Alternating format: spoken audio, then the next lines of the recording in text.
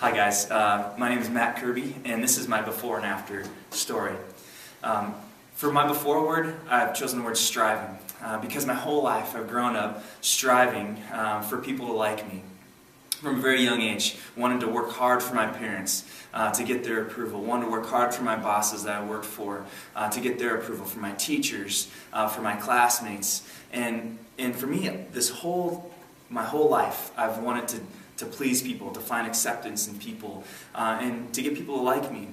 And so I grew up with this lifestyle in a tiny town in Montana where I was one of 46 in my graduating class.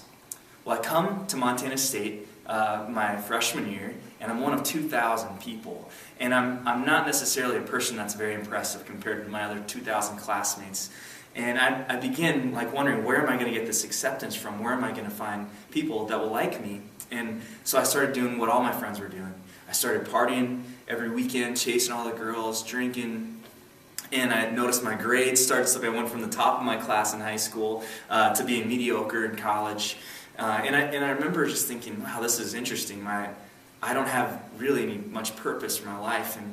And I remember my sophomore year, one thing kind of added up with my party lifestyle was I had a night of alcohol poisoning that really shook me up because my body just really had a terrible time with the alcohol, and I was banging my head against this window thinking, what am I doing? Is this really what my life is all about? Just trying to live for the next moment and regretting it the next morning.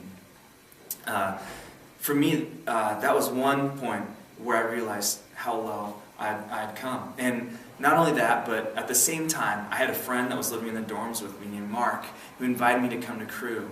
And I remember walking into this Christian meeting where there was 300 students worshiping God, and there was a life there and a joy and a peace that I had never experienced or seen. And that was huge. And then I also, at the same time, my grandma was passing away from lung cancer. And as she was passing away, she would have me read the Bible to her. She'd have me play worship music for her on the radio. And I remember her closing her eyes saying, "I can't wait to see Jesus when I die." And I remember when she would say that, I would just think, man, whatever she has, I want. I saw what she had. She had great purpose and joy in Christ.